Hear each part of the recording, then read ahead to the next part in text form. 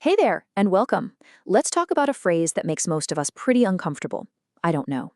We're always taught that it's a sign of weakness, right?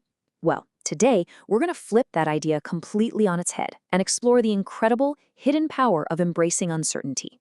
So let's dive right in. So let me ask you this right off the bat. What if saying I don't know isn't the end of the conversation?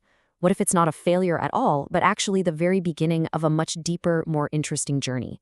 It's a really simple shift in perspective, but trust me, it can change absolutely everything. To get why it's so hard for us to say I don't know, we've got to look at the world we live in. A world that is completely, 100% obsessed with having the right answers. I mean, just think about it. From your first day of school, you're praised for raising your hand and having the correct answer. In our jobs, getting ahead is almost always tied to knowing your stuff, having the data, being the expert. We are literally conditioned to see certainty as a strength, which, of course, makes uncertainty feel like a personal failing. Now, this feeling, this discomfort, it's not just in your head. Our deep dislike of ambiguity is actually hardwired into our psychology, and there's some pretty fascinating science that backs this up. Check this out. A study from University College London totally nails this. Researchers found that people who only had a chance of getting a small electric shock felt way more stressed than the people who knew for certain they were about to get shocked. Just think about that. The not knowing was literally more painful than the bad thing itself. And once you hear that, it just clicks, right? It explains so many things in our lives. It's that awful, anxious feeling when your train is delayed and you have no idea when it's coming. Or, the anxiety of those early stages of a new relationship where you just don't know how the other person really feels. Our brains will take a bad but certain outcome over the stress of the unknown any day. Okay, so our brains are wired to hate uncertainty. Got it. But what happens when we run into questions where data and certainty, they just don't apply? This is where we come face to face with what economist Russ Roberts calls wild problems. So, a wild problem isn't something you can solve with a pro-con list or a fancy spreadsheet. These are the big, life-altering decisions, the kind that don't just change your situation, they fundamentally change you. You know exactly the questions I'm talking about. Should I have kids? Is now the time to quit my stable job and chase a passion? Or maybe the biggest one of all, who do I actually want to become? You can't Google the right answer for these. Trying to apply pure data and logic here it's like trying to measure the humidity to decide where to take your next step in a thick fog. It's just not going to work.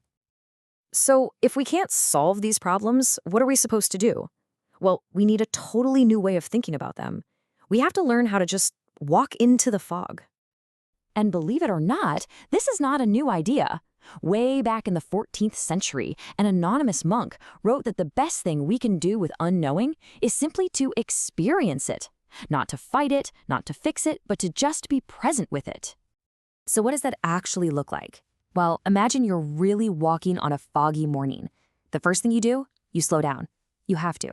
Then you start paying way more attention to what's right in front of you. You completely let go of needing to see the final destination, because you can't.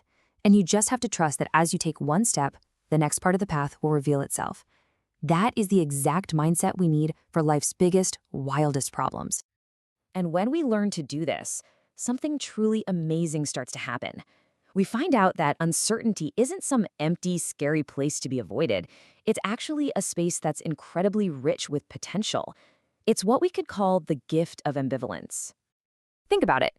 When you haven't made the big decision yet, when you truly don't know the answer, anything is still possible. You can still become a parent. You can still make that radical career change. That state of not knowing keeps multiple versions of your future self alive. Certainty closes those doors. Uncertainty is what keeps them open. And let's be really clear about something. As the writer Tom Lutz says, this kind of unknowing has nothing to do with ignorance. It's the opposite, really. It's an active, engaged way of seeing the world, recognizing that it's just overflowing with wonder and puzzles and mystery that we could never possibly have all the answers to. So in the end, learning to embrace uncertainty completely shifts the goal. The point is no longer about racing to find a solution.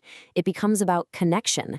It's about staying with the question long enough to build a real relationship with it, to connect with the beautiful complexity of life, and to really explore who we are. And that exploration, that is absolutely essential for human flourishing. So I'll leave you with this thought. The next time you find yourself facing a big, scary unknown, instead of desperately scrambling for an answer, try asking yourself a different question. What new possibility might open up for me right here in the fog if I just stop needing to know?